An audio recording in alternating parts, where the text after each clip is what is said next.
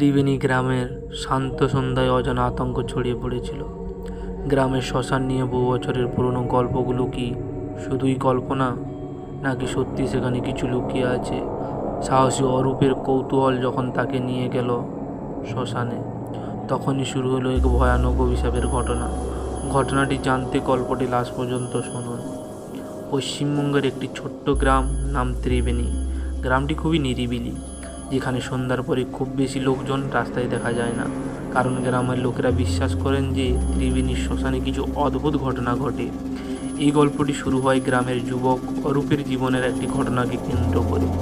অরূপ ছিল গ্রামের সবচেয়ে সাহসী ছেলে, যে কোনো ভয়কে পরোয়া করত না। একদিন অরূপের বন্ধুদের সঙ্গে শ্মশানে রাত কাটানোর চ্যালেঞ্জ করে। তার বন্ধুরা সেদিন রাতে শ্মশানে যেতে ভয় পেলেও অরূপ সেদিকে পা বাড়ায়।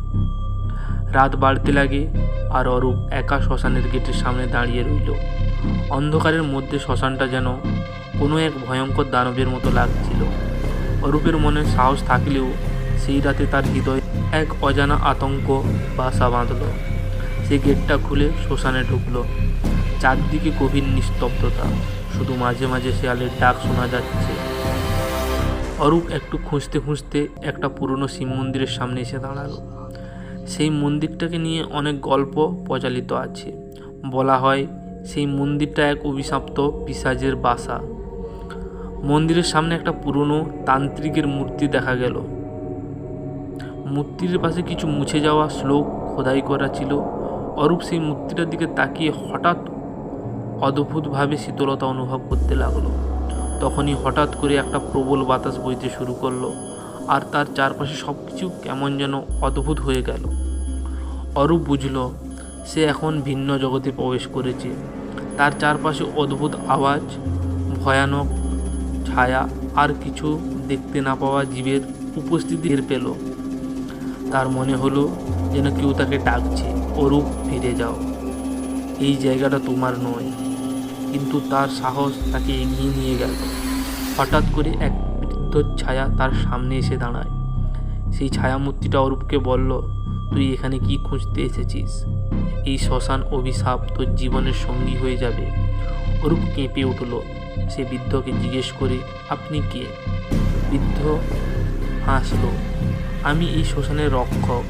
বহু বছর ধরে এই জায়গার অভিশাপ আগলে রেখেছি। যারা এই অভিশাপ ছুঁতে চেয়েছে তাদের জীবন ধ্বংস হয়েছে। তুই তোর জীবন নিয়ে ফিরে যা।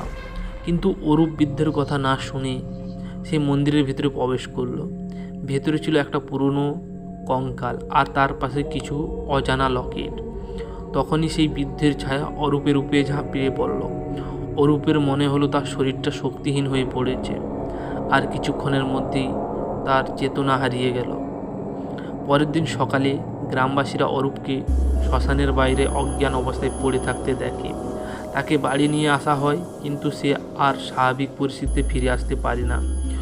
অরূপের মুখে সবসময় সেই বৃদ্ধের ছায়ার ভয়াবহ দৃশ্য ভেসে উঠত।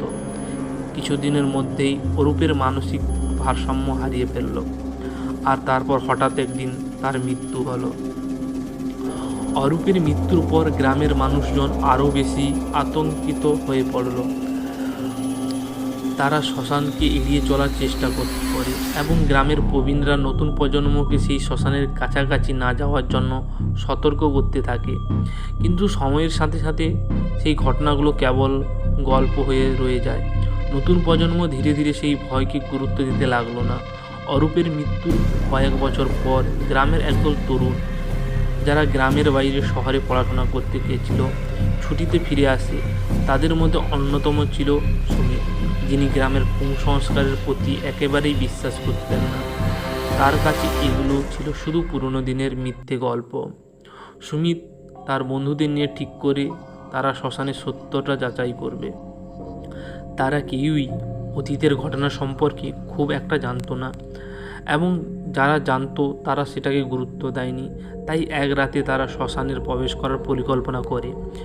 রাতে গভীরে 5 জন বন্ধু টর্চের আলো জ্বালিয়ে শ্মশানের গেটের সামনে দাঁড়ায়। গেটটা ধীরে ধীরে খুলে যায় এবং তারা ভিতরে প্রবেশ করে। সুমিতের মনে কিছুটা উত্তেজনা, কিছুটা কৌতূহল। তার বন্ধুরা মজা করার জন্য চারপাশে হাসাহাসি শুরু করে। কেউ ভয় পায়নি, কিন্তু শ্মশানের ভেতরে ঢোকার কিছুক্ষণ পরেই তাদের হাসি থেমে যায়। চারপাশের বাতাস যেন হঠাৎ করে গভীর হয়ে ওঠে এবং তাদের টর্চের আলো দুর্বল হতে লাগে। চারপাশে কোনো শব্দ নেই, শুধু নিস্তব্ধতা। বন্ধুরা একে অপরের দিকে তাকিয়ে কিছু একটা অস্বস্তিক বোধ করতে শুরু করে। হঠাৎ করে একজন বন্ধুর নাম তাপস অদ্ভুত কিছু দেখতে পেল। মন্দিরের কাছে থেকে ধোঁয়ার মতো এক কালো ছায়া আসছে, আর সেটা ধীরে ধীরে তাদের দিকে এগিয়ে আসছে। সেই ছায়ার ভিতরে অরূপের মতো একজনের মুখ দেখতে পেল তারা। তাদের মনে হলো অরূপ তাদের সতর্ক করতে চাইছে, কিন্তু তার মুখ থেকে কোনো শব্দ বের হচ্ছে না। তারা সবাই ভয়ে থরথর করে কাঁপতে থাকে, কিন্তু সুমিত নিজেকে শান্ত রাখার চেষ্টা করে। সে তার বন্ধুদের বলে, এটা সবই আমাদের মনের খেলা, এগুলো কোনো বাস্তব ঘটনা নয়। কিন্তু তারপরেও সেই ছায়া তাদের দিকে এগিয়ে আসতে লাগে। অবশেষে সেই ছায়াটি তাদের সামনে এসে থমকে যায় এবং তারা সবাই একসঙ্গে প্রচণ্ড আতঙ্ক চিৎকার করে। তাদের টর্চের আলো এক মুহূর্তের জন্য নিভে যায়, আর যখন আলো আবার ফিরে আসে তারা দেখে যে তারা শ্মশানের বাইরে এসে পড়েছে। কেউ বুঝতে পারল না কীভাবে তারা শ্মশান থেকে বের হয়ে এলো, কিন্তু একে অপরের দিকে তাকিয়ে তারা বুঝলো কিছু একটা অদ্ভুত ঘটেছে। এরপর থেকে সুমিত এবং তার বন্ধুরা সেই রাতের ঘটনা নিয়ে আর কোনো কথা বলে না। তারা ধীরে ধীরে বুঝতে পারে যে গ্রামের পুরনো গল্পগুলো আসলে মিথ্যে নয়, তাদের জীবনের অভিজ্ঞতা সেই গল্পগুলোকে সত্যতা প্রমাণ করেছে। সুমিত এবং তার বন্ধুদের সেই রাতের পর থেকেই অস্বাভাবিক কিছু ঘটনা ঘটতে শুরু করে। প্রথমে তারা কেউ ব্যাপারটাকে গুরুত্ব দেয়নি, কিন্তু সময়ের সাথে সাথে সব কিছু ভয়াবহ হতে থাকে। সুমিত প্রতিদিন রাতে ওই দুঃস্বপ্ন দেখতে শুরু করে। সে শ্মশানের মন্দিরে ঢুকেছে, আর সেখানে সেই কালো ছায়া মূর্তিটা তার দিকে এগিয়ে আসছে। জেগে ওঠার পরও সে নিজের শরীরে সেই ঠান্ডা স্পর্শ অনুভূতি করছে। আর অন্যদিকে বন্ধুরাও নানা অদ্ভুত অভিজ্ঞতার মুখোমুখি হতে থাকে। তাপসের বাড়িতে একদিন হঠাৎ করে আগুন লেগে যায়, যদিও সেখানে আগুন লাগার কোনো কারণ ছিল না। তার পরিবারের অল্পের জন্য রক্ষা পায়, কিন্তু তাপস বুঝতে পারছে যে এই ঘটনা শ্মশানের অভিশাপের সাথে কোনোভাবে জড়িত। অন্যদিকে আরও একজন বন্ধু রঞ্জিতের মানসিক অবস্থা দিন দিন খারাপ হতে থাকে।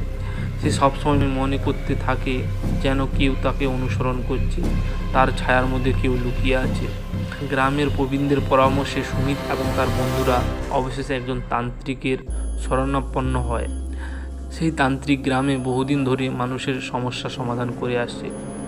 তিনি সুমিত এবং তার বন্ধুদের অভিজ্ঞতা শোনার পর জানান তাদের উপরে শ্মশানের অভিশাপ লেগে গেছে। তান্ত্রিকটি তাদের বলে, তোমরা শ্মশানের অভিশপ্ত স্থানকে বিরক্ত করেছ। সেই কালো ছায়া একটি প্রাচীন আত্মা যা শান্তি পায়নি। সে তার স্থান রক্ষা করতে চায়। তোমাদের এই অভিশাপ থেকে মুক্তি পেতে হলে আত্মাকে শান্তি দিতে হবে। তান্ত্রিকটি তাদের একটি বিশেষ যজ্ঞ করার নির্দেশ দেন, যেখানে শ্মশানের সেই অভিশপ্ত মন্দিরে গিয়ে আত্মাকে মুক্তি কামনা করতে হবে। সুমিত এবং তার বন্ধুরা ভীষণ আতঙ্ক হলেও তারা সিদ্ধান্ত নেয় এই যজ্ঞ করার মাধ্যমে নিজেদের মুক্তি করবে। সেই রাত এলো যখন তারা সবাই আবার শ্মশানে প্রবেশ করে, কিন্তু এবার তারা একা নয়। তান্ত্রিকও তাদের সঙ্গে ছিল এবং তিনি মন্দিরের সামনে যজ্ঞ শুরু করেন। আগুনের শিখার উজ্জ্বল হয়ে ওঠে আর তান্ত্রিকের মন্ত্র উচ্চারণ শুরু। ধীরে ধীরে শ্মশানের পরিবেশ আরও ভারী হয়ে ওঠে। বাতাসে ক্রমশ বেগমান হয়, আর সেই কালো ছায়ামূর্তি আবার আবির্ভূত হয়। তান্ত্রিক সেই ছায়ার সামনে দাঁড়িয়ে মন্ত্রপাঠ করতে থাকে, আর সেই মূর্তির ছায়া থমকে যায়। মনে হয় আত্মা ধীরে ধীরে শান্ত হচ্ছে। দীর্ঘক্ষণ মন্ত্রোচ্চারণ করার পর তান্ত্রিক নির্দেশে তারা আত্মার জন্য প্রার্থনা করে এবং তারা মুক্তির জন্য প্রয়োজনীয় আচার পালন করে।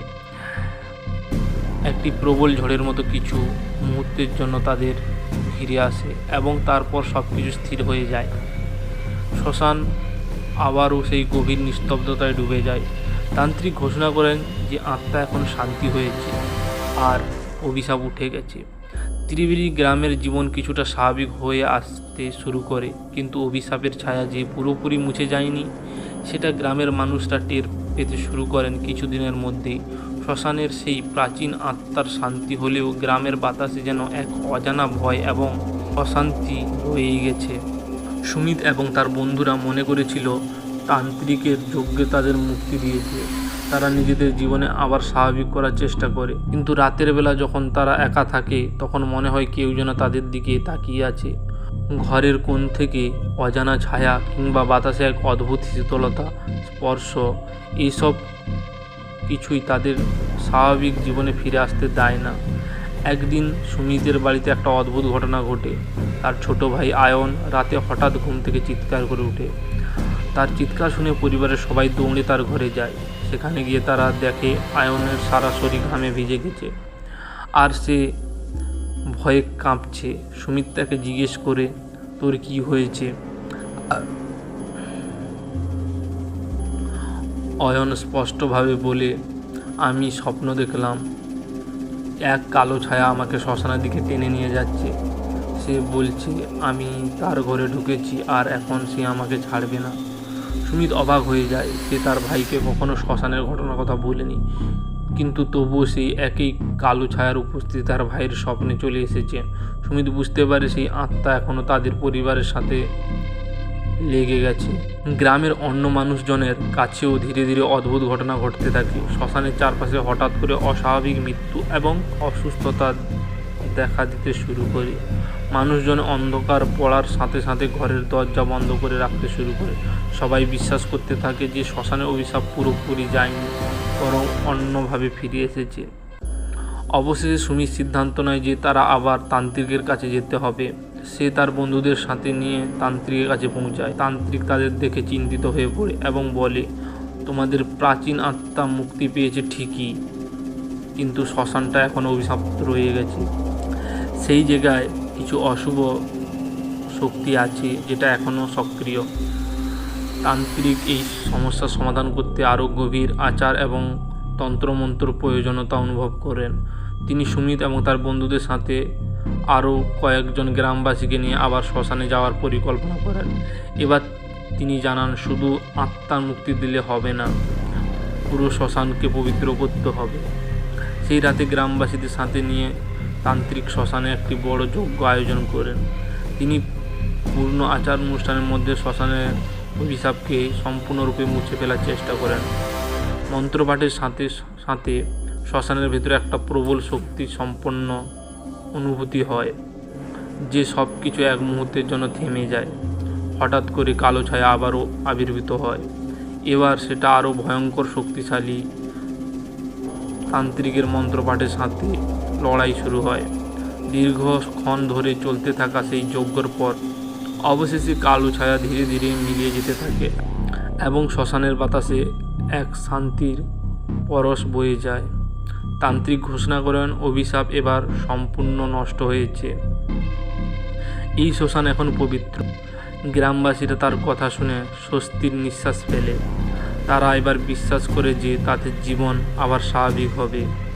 এরপর থেকে ত্রিবেণী গ্রামে আর কোনো অস্বাভাবিক ঘটনা ঘটেনি। শ্মশানটা আবার একটা সাধারণ জায়গায় পরিণত হয়েছে, যেখানে মানুষজন তাদের প্রিয়জনদের শেষকৃত্য সম্পন্ন করে। কিন্তু গ্রামের মানুষদের মনে সেই অভিশাপের গল্পটা চিরকাল জীবিত রয়ে যাবে, যেন এক শিক্ষার প্রতীক। এইখানে এই গল্পটি শেষ করছি। আপনাদের সময় দিয়ে আমাদের গল্পটা শোনার জন্য ধন্যবাদ। যদি গল্পটি আপনাদের ভালো লেগে থাকে তাহলে একটি লাইক দিতে ভুলবেন না। নতুন নতুন গল্প এবং রোমাঞ্চক ভিডিও পেতে আমাদের চ্যানেলটিকে সাবস্ক্রাইব করে রাখুন। আপনাদের মন্তব্য আমাদের জন্য অনেক মূল্যবান, তাই নিচে কমেন্টে জানিয়ে দিন আপনার মতামত। আবার দেখা হবে আর একটা নতুন গল্পের সঙ্গে। আপনারা ভালো থাকুন ও সুস্থ থাকুন।